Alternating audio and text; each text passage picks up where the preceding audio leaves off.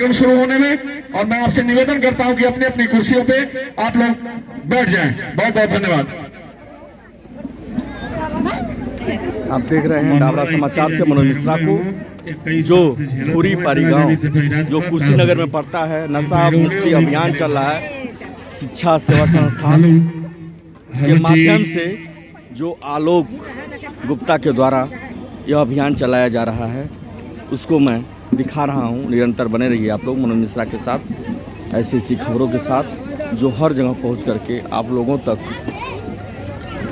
मैं खबर पहुंचाता हूं और वीडियो पहुंचाता हूं कि हमारे क्षेत्र में कैसे कैसे समाजसेवी हैं जो निरंतर इस नशा मुक्ति अभियान में ध्यान दे रहे हैं कि सभी लोग नशा को छोड़ें और सही रास्ते को अपनाएं। जो मैं दिखा रहा हूं, यह आलोक गुप्ता हैं, शिक्षा सेवा संस्थान के यह मालिक हैं, जो कुशीनगर में पहुंच के धूरापारी गांव में यहाँ पर नशा मुक्ति अभियान जो है चला रहे हैं। यह लोग कार्यकर्ता हैं वहाँ के, जो लोग अपने वचनों से भी जो भी महिलाएं हैं उनको निर्देशित करेंगे कि नशा नहीं करना चाहिए। आप लोग निरंतर बने रहिए मनोज मिश्रा के साथ, ऐसी ऐसी खबरों के साथ मैं निरंतर क्षेत्र में बना रहता हूँ दिखाने के लिए। काली माता जी के इस पवित्र स्थान पे जो मौका आप सभी लोगों ने दिया है, ये आजीवन मेरे ऊपर कर्ज के रूप में रहेगा कि गांव के लोगों ने इस धूप में, चिलचिलाती हुई धूप में, आप सभी लोगों ने इतना प्यार से अपना सहयोग देने का आप लोग काम कर रहे हैं। साथ में इस कार्यक्रम को विशेष रूप से विशेष आग्रह किया, विशेष मेहनत किया उनके पूरे परिवार के लोगों का, और रीना देवी जो इस गांव की मुख्य और मेन सदस्य हैं मानव सेवा संस्थान की, तो रीना जी और उनकी सहयोगी अनीता जी और रीना जी का भी मैं बहुत बहुत स्वागत करता हूं कि आप लोगों ने इस चुनावी अभियान जो अभी हम लोगों के बीच कुछ दिन पहले समाप्त हुआ, जिसमें आचार संहिता लगा हुआ था, और जब आचार संहिता लग जाता है तो किसी प्रकार का कोई भी कार्यक्रम नहीं हो पाता है, तो ये कार्यक्रम आप सभी लोगों ने मिलकर के सफल बनाया। तो मैं रीना जी, अनीता जी और रीना जी का बहुत बहुत स्वागत, दिल के गहराइयों से स्वागत करता हूं। मैं आज आप लोगों के बीच में दो चीज के लिए आया हूं। एक कि आपके दिल से, दिल के अंदर से उस आवाज को मैं सुनाने आया हूं जो मैं चाहता हूं कि जो दर्द, जो तकलीफ मेरे साथ बीती है, मेरे ऊपर बीती है, वो किसी भाई के ऊपर, किसी चाचा दादा के ऊपर, या किसी भी जो भी हमारे यहाँ माताएं बहनें बैठी हुई हैं, किसी भी परिवार के अंदर वो तकलीफ, वो दर्द न बीते। दूसरा चीज कि आप लोगों के अंदर से एक चोरी नाम का शब्द होता है, वो चोरी शब्द में मिटाने आया हूं। एक तो आपको नशा मुक्त कराने आया हूं। अगर मेरी बात किसी को अच्छी लगेगी तो अपने जीवन में जरूर उसको डालने का प्रयास करिएगा, क्योंकि शायद मैं तो उस लायक नहीं था कि मैं उसको काम कर पाऊं, लेकिन जब मैं उन तकलीफों से गुजरा तो मुझको लगा कि पता नहीं मेरे जैसे कितने लोग इस हिंदुस्तान की धरती पे होंगे जो गलत रास्तों का शिकार होंगे और उसका परिवार दुखी और तकलीफ में होगा, और शायद कहीं ऐसा दिन ना आवे जो मेरे जैसा उस परिवार को बिताना पड़े। तो एक तो वो दिन मैं कभी आने नहीं देना चाहता हूं आप लोगों के बीच, और दूसरा कि जो हम अपने, खास तौर से हमारी माताओं बहनों के लिए है, कि जो हम अपने घरों में अपने अपने गार्जियन से, अपने अपने घर के लोगों से जो हम 2 रुपया 4 रुपया हम बचा करके रखते हैं अपने बच्चों के भविष्य के लिए, अपने भविष्य के लिए, अपने परिवार के लोगों की मदद के लिए, और जो लोग कहते हैं कि पैसा चुरा करके रखती है, वो चोरी शब्द ना आपके सामने आवे। कहा जाता है कि आप लोग तो खैर खुले रूप से यहाँ पे आए हैं, लेकिन जो मुझको सूचना मिली वो सूचना के हिसाब से ये था कि लगभग 1,000 की अधिक की संख्या में लोग यहाँ पे होंगे, और उतने ही लगभग संख्या में लोग जुड़े होंगे। लेकिन मुझे ऐसा लगता है और मेरा मानना भी है कि जो मानव सेवा संस्थान परिवार से जुड़ता है, उस परिवार के लोग के डर से कुछ लोग धीरे से अपना पैसा देने का काम करते हैं, ताकि उनके घर के गार्जियन न जाने। लेकिन वो पैसा वो अपनी भलाई के लिए रखती हैं, अपने बच्चों के भविष्य के लिए रखती हैं, अपने घरों में बेटी और बेटों का शादी पड़ेगा उसके लिए रखती हैं। तो दो चीजों के लिए मैं आया हूँ, एक तो मानव सेवा संस्थान की जो उपलब्धियां हैं वो जन जन तक पहुंचाने का काम करने आया हूँ, और दूसरा आपको नशा मुक्त करने के लिए मैं यहाँ पे आया हूँ। तो सबसे पहले तो मैं आपको मानव सेवा संस्थान के बारे में थोड़ा सा जानकारी मैं देना चाहता हूँ। वैसे तो मुझे लगता है कि सारे लोग जानते होंगे, फिर भी आज यहाँ पुरुष वर्ग अच्छी खासी संख्या में बैठे हैं। हमारे युवा दोस्त काफी अच्छी खासी संख्या पे यहाँ पे लोग बैठे हुए हैं। सबके लिए मेरी बात आप लोगों तक पहुँचाना जरूरी है। तो सबसे पहले मैं मानव सेवा संस्थान के बारे में आप लोगों से बताना चाहता हूँ। और मानव सेवा संस्थान एक ऐसी कंपनी है जिसमें आपको जोड़ने का काम हम भले ही करते हैं, लेकिन हम ये चाहते हैं कि कोई चोरी न करे, कोई अपने घर के लोगों से झूठ न बोले। आपका पैसा अगर बचता है वो आपके भविष्य के लिए बचता है, आपके बच्चों के भविष्य के लिए बचता है, आपकी अच्छी सोच के लिए बचता है। और जब अच्छा सोच अगर आपकी है, अच्छी व्यवस्था आपकी है, आप अपने बच्चों के भविष्य के बारे में पैसा अगर एक एक रुपया बचाने का काम करती है तो वो गलत कहाँ से है? और अगर गलत है, अगर वो सही है तो फिर चोरी किस लिए है? तो इसलिए चोरी शब्द हटाना है। इसके लिए मैं फिर से मैं मानव सेवा संस्थान के प्रबंधक आलोक गुप्ता एक बार फिर से आप लोगों का स्वागत करता हूं। और मानव सेवा संस्थान के बारे में मैं आप लोगों से कहना चाहता हूं। सबसे पहले तो मानव सेवा संस्थान का जो उद्देश्य है वो ये है कि आपका जो भी फालतू खर्च होता है उस फालतू खर्चों से सिर्फ और सिर्फ आपको 3 रुपया बचाना है। एक दिन का कितना? मात्र 3 रुपया। अगर हम तीन रुपये की तुलना करें तो 3 रुपया हमारी माताएं बहनें बचाती हैं, जिसके जगह पे मानव सेवा संस्थान एक प्रकार से नहीं बल्कि 10 प्रकार से उस परिवार की मदद करती है। और वहीं अगर उस 3 रुपये को हम दूसरे रूप में देख लें तो हमारे घर का बच्चा अगर एक ठो गुटखा भी खाता होगा तो वो भी 10 रुपये का आता है। एक तरफ वो 10 रुपये का गुटखा मात्र आधे घंटे में खा करके थूक देता है, और वही दूसरी तरफ हमारी माताएं बहनें 3 रुपया बचाती हैं तो उस परिवार के भविष्य के लिए काम आता है। तो दोनों तुलना में करना चाहता हूं। दूसरी तरफ हमारी माताएं बहनें 3 रुपया बचाने का काम करती हैं, वही दूसरी तरफ हमारे घर के गार्जियन 55 रुपये का लैला और 10 रुपये का चिकना खा करके शाम को मस्त हो जाते हैं और सुबह खत्म हो जाता है। यानी कि एक दिन का 65 रुपया उनका खत्म होता है। जरा सोचिए कि हम और आप 65 रुपया पर डे खत्म करते हैं। ये नॉर्मल तरीके से मैं कह रहा हूं कि हम 65 रुपया प्रतिदिन खर्च कर देते हैं। किसके लिए? मात्र 1 घंटे के मजा के लिए। 65 रुपया में सिर्फ एक ही घंटा जो है, ये तिरंगा गिर गया, बोले हाथ में लेकर रखे। बाबू शिखर गुप्ता जी हम लोग के बीच में उपस्थित हैं। मैं शिखर गुप्ता जी से निवेदन करूंगा कि बगल में काली माँ का ये पावन मंदिर है, पावन दरबार है, आप वहां मत्था टेकने के बाद मंच की तरफ आएंगे। आज के इस कार्यक्रम के मुख्य अतिथि शिखर गुप्ता जी हम लोग के बीच में उपस्थित हैं। आपके बेटे, आपके भाई प्रबंधक आदरणीय आलोक कुमार गुप्ता के सुपुत्र और आज के इस कार्यक्रम के मुख्य अतिथि शिखर गुप्ता जी हम लोग के बीच में उपस्थित हैं। भैया मानव सेवा संस्थान के इस कार्यक्रम को सफल बनाने के लिए यहाँ पर उपस्थित हुए। इस कार्यक्रम के मुख्य अतिथि शिखर गुप्ता जी का आगमन हो चुका है।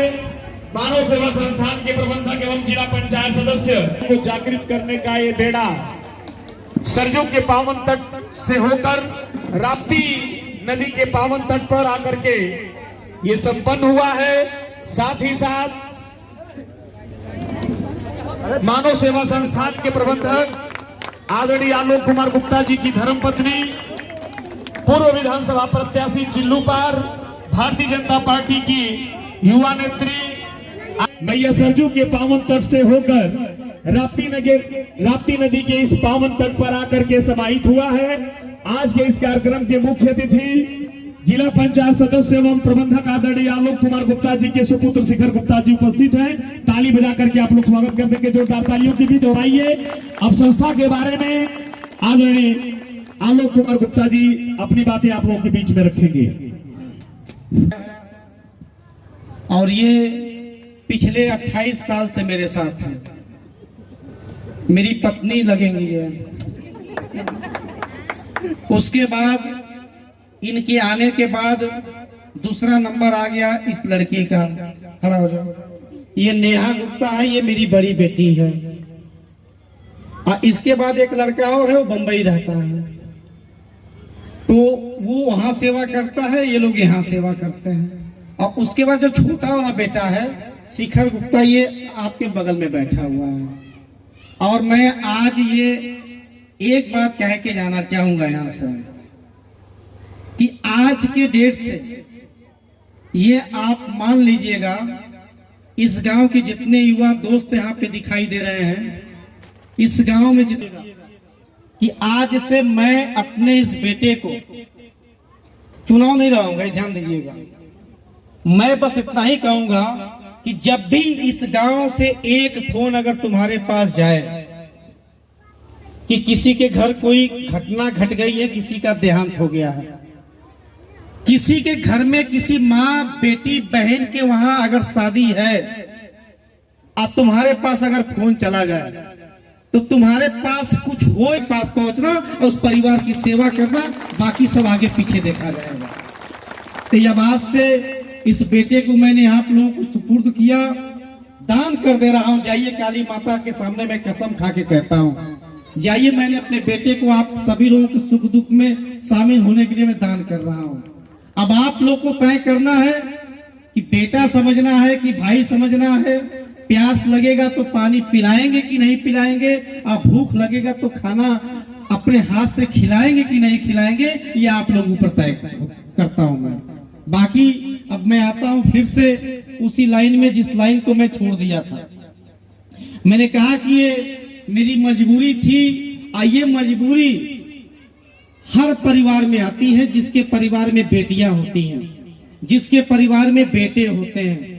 बेटे का शादी है तो तिलक चढ़ता है, बरच्छा होता है, टेंट कुर्सी मेज की जरूरत पड़ती है। हमारे टेंट वाले भैया के पास जाएंगे तो 13,000 का बिल बना देंगे। अब आप ये मत सोचिएगा कि कम कर दीजिएगा, भाई आपकी इच्छा होगी तो 200, 400, 500, 1000 कम ले लीजिएगा मुझसे। इसके बाद मेरी जरूरत होगी, आपकी जरूरत होगी, बेटी की शादी है, बारात आएगी, द्वार पे टेंट हाउस लगाना है, कुर्सी मेज रजाई गद्दा खटिया तकिया हेन टेन लंटेन तमाम चीजों की जरूरत पड़ती है, वो भी आपको बुक करना है। आपका जो खाता चलता है, जो जिसमें आप 3 रुपया बचाते हैं एक दिन का, ये सम्मान के हम सभी लोग भूखे हैं। सम्मान के लिए ही हम चलते हैं। सम्मान, अभी मैं सुबह जब मैं अपने बेटे से बात किया, बता रहा था कि इस गांव में मैं आ चुका हूं एक बार, और 2 लोगों के वहां शादी पड़ी थी, शायद शादी में आया हुआ था। तो अब मैं बहुत कुछ न कहते हुए, क्योंकि धूप अधिक है, आप लोगों के लिए मैं साईं घूरापाली गांव में मानव शिक्षा सेवा संस्था नशा मुक्ति अभियान का ये कार्यक्रम जो लगभग पिछले आधे 1 घंटे से चल रहा है। मैं जब रास्ते में था तो मुझे सूचना मिली कि आप कब तक आ रहे हैं, यहाँ सभी माताएं बहनें आपका इंतजार कर रही हैं। फिर मैंने फोन पे कहा कि सर मैं अब सारा काम छोड़ते हुए, जितना मुझे रास्ते में काम था, जहां मुझे जाना था, जिससे मुझे मिलना था, मैं ये सारा काम छोड़ते हुए सबसे पहले अपने घूरापाली गांव में अपनी माताओं बहनों अपने नौजवान भाइयों से मिलने के लिए आऊंगा। और जिस तरह से मेरे आने पे आप सभी लोग अपने स्थान पे खड़े होकर के एक जोरदार गड़गड़ाहट वाली ताली बजा करके मेरा स्वागत किया, इस चीज के लिए आपके चरणों में मेरा सादर प्रणाम। बहुत कुछ आपको बता दिया गया। लगभग पिछले आधे 1 घंटे के जो ये मीटिंग चल रही है, जो एक नुक्कड़ सभा चल रहा है, इस सभा में आपको नशा क्यों नहीं करना चाहिए, इस बारे में आपको हर एक चीज अच्छी तरीके से डिटेल में समझा दी गई है। उसी पे मैं थोड़ा सा और प्रकाश डालने का काम करूंगा। आज के जैसा कि मेरे पिताजी ने बताया, आज के 11 महीने पहले, लेकिन मैं आपको उस 11 महीने पहले का डेट बता दूं। 2023 के जुलाई महीने में 18 तारीख को, 18 जुलाई 2023 दिन मंगलवार था। उस दिन आपके इस बेटे का, आपके इस भाई का दिल्ली के मेदांता अस्पताल में लीवर का ऑपरेशन हुआ। डॉक्टर ने 17 तारीख को मुझे बुलाया, अपने केबिन में बैठाया और कहा कि बेटा कल आपके पिताजी का ऑपरेशन होना है, आप उसके लिए तैयार हैं? मेरे अभी जैसे मैं खड़ा होकर आपके सामने बोल रहा हूं, उस समय मेरे मुंह से डॉक्टर के सामने एक शब्द निकला नहीं। क्यों? क्योंकि उसके अगले दिन जो 14 घंटे का ऑपरेशन चलना था, उस 14 घंटे में 2 घंटे पहले और ऑपरेशन के 2 घंटे बाद लगभग 18 घंटे तक आपके इस भाई को बेहोश रखा जाएगा। उसके बाद से बहुत हिम्मत बांधते हुए, बजरंग बली का आशीर्वाद लेते हुए मैंने डॉक्टर से कहा, डॉक्टर साहब तैयार तो मैं हूं और एक तरह से कहिए नहीं भी हूं, क्योंकि कहीं ना कहीं ये मेरे पिता, ये एक मेरे परिवार का जो मुखिया है, उसके जीवन और मौत इस दोनों के बीच की ये बात है। तो मैं कैसे आपसे खुशी खुशी कह दूं कि हाँ डॉक्टर साहब मैं तैयार हूं, आप ऑपरेशन कीजिए।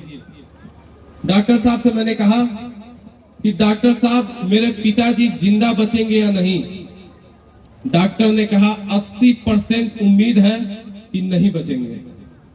आपको विश्वास नहीं होगा, मैं वहां उस टेबल पे बैठे बैठे रो पड़ा। लेकिन डॉक्टर ने फिर कहा कि लेकिन बेटा परेशान मत हो, 20% उम्मीद है कि वो बच जाएंगे। तो मैंने डॉक्टर से कहा, डॉक्टर साहब 20% तो आपने कहा ठीक है, लेकिन जो आपने पहली बार ये बात कहा कि 80% उम्मीद है कि वो नहीं बचेंगे, वो मेरे कलेजे को अंदर से खा गया। मैं अंदर से टूट गया, मैं बिखर गया। उसके बाद से डॉक्टर ने कहा कि कल सुबह 6 बजे आप इमरजेंसी वार्ड से ऑपरेशन थिएटर के बाहर वाले हॉल में आ जाइए। मैं सुबह 5:30 बजे वहां पे पहुंचा। मेरे पिताजी और मेरी माताजी दोनों लोगों को अलग अलग टेबल पे लेटाया गया था और वहीं पे उनको बेहोशी का इंजेक्शन दिया गया।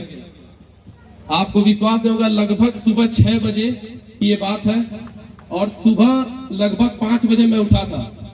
और उस दिन ऑपरेशन के ठीक पहले आखिरी बात जो आपके प्रबंधक जी ने मुझसे कहा कि बेटा मैं जिंदा बचूं या न बचूं, मुझे ऑपरेशन के बाद होश आए या न आए, आप अपनी टीम के साथ वापिस बड़हलगंज अपने खड़ेश्वरी साईं बाबा के दरबार में चले जाइएगा, क्योंकि यहाँ मुझे आपकी जरूरत नहीं है, संस्था को आपकी जरूरत है। संस्था जो एक परिवार है उसमें आप जाइए, लोगों के सुख दुख में खड़े रहिएगा और लोगों से कंधे से कंधा मिला करके चलने का काम करना। मैंने पिताजी से कहा, पिताजी मैं जाऊंगा तो सही, लेकिन जिस दिन आप इस ऑपरेशन थिएटर से बाहर निकले, जिस दिन आप इस अस्पताल से बाहर निकले, मैं खुद आऊंगा और आपको लेके अपनी माताओं बहनों के बीच में लेके चलूंगा। और उस दिन जब डॉक्टर आए और आपके इस प्रबंधक को ऑपरेशन थिएटर में लेके गए, तब तक तो मैं ठीक था, लेकिन जैसे उस ऑपरेशन के थिएटर के दरवाजे से अंदर गए और दोनों लोगों की जब बॉडी अंदर चली गई बेहोशी के हालत में, उस समय आपको विश्वास नहीं होगा, मैं वहां नीचे बैठ गया, सो गया, लेट गया, मुझे चक्कर आ गया और मैं वहीं लगा रोने। क्यों? क्योंकि ये दिन जो मैं देख चुका हूं लगभग आज के 1 साल 11 महीना पहले, मैं नहीं चाहता कि ये दिन आप भी लोगों को देखना पड़े। जितने मेरे नौजवान भाई बहन यहाँ बैठे हुए हैं, मेरी माताएं बहनें बैठी हैं, मुझे नहीं लगता कि किसी को भी इतना शौक होगा कि उसके पति, उनके बेटे, उनके भाई घर में शाम को पी करके आए, एक दूसरे को गाली दें, मार झगड़ा करें, अपना नुकसान करें और बाद में तबीयत खराब होने के बाद पैसे की मजबूरी में इलाज न करा पाए। इसलिए आज ये मीटिंग आप सभी लोगों के बीच में रखा गया है कि अभी भी बहुत वक्त है, आप लोग जो ये नशा करते हैं, किसी भी प्रकार का दारू पीते हैं या फिर जितनी भी चीजें बुरी चीज का आप लोग सेवन करते हैं, इस चीज का आप लोग सेवन बंद करें और उसी पैसे का एक एक रुपया बचा करके अपने बहन, अपने बेटी, अपने लड़के की शादी के लिए इकट्ठा करके रखें।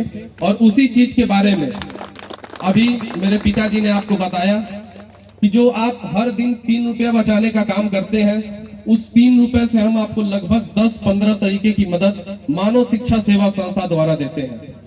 आपके पास जो संस्था का पासबुक है, उस पासबुक के पीछे लगभग आधा फोटो ही छपा है। ऐसा क्यों?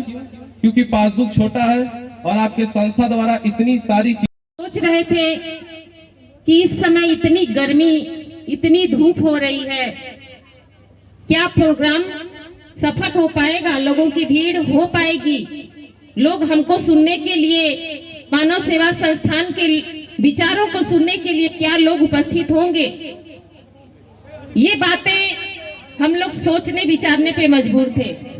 लेकिन जब यहाँ पर हम लोग आए हैं और इतनी संख्या में आप लोगों को जब उपस्थित यहाँ हम लोगों ने देखा है, तो एक अपार खुशी हुई है कि आज भी ऐसे लोग समाज में हैं, जब कुछ अच्छा कहीं होना होता है तो उसमें शामिल होने का काम करते हैं। तो इस गर्मी में यहाँ उपस्थित होने के लिए सभी माताओं, बहनों, युवा भाई, चाचा, दादा, आप सभी लोगों का मैं एक बार पुनः आभार प्रकट करती हूँ और बारंबार आप लोगों को धन्यवाद देती हूँ कि आप लोग इस कार्यक्रम को सफल बनाने के लिए अपना अपना काम छोड़ करके इस धूप में बैठने का काम किए और काफी देर से आप लोग बैठे हुए हैं। हमको लग रहा है कि लगभग 1.5-2 घंटे से बैठे हुए हैं। तो आप लोग बहुत ही सम्मानित व्यक्ति हमें लग रहे हैं कि इतने शांति से हम लोगों की बातों को सुनने का काम कर रहे हैं। और मानव सेवा संस्थान के प्रबंधक जी जितने भी विचार इन्होंने आप लोगों के बीच रखने का काम किया, शिखर बाबू ने अपनी बातों को रखने का काम किया, ये सिर्फ कहने और सुनने की बातें नहीं है, बल्कि ये सारी चीजें जो भी इस परिवार से जुड़े होते हैं उनके यहाँ पहुंच करके हम लोग अपने कर्म को करने का भी काम करते हैं। और जब आपके गांव में भी मौका मिलेगा तो वह कर्म करके दिखाया जाएगा। जब भी आप लोग याद करेंगे, हो सकता है कि शिखर बाबू उस दिन व्यस्त हो, उनका प्रोग्राम या इनका कार्यक्रम पहले से लगा हुआ हो, तो यही होगा कि उस दिन नहीं आएंगे, एक दिन पहले आ जाएंगे, एक दिन बाद में आएंगे, लेकिन आएंगे जरूर। ये मैं आप लोगों को विश्वास दिलाती हूँ। मैं ज्यादा आप सभी लोगों का समय नहीं लूंगी क्योंकि गर्मी बहुत ज्यादा है। आप सभी लोगों का एक बार पुनः वंदन, अभिनंदन, स्वागत।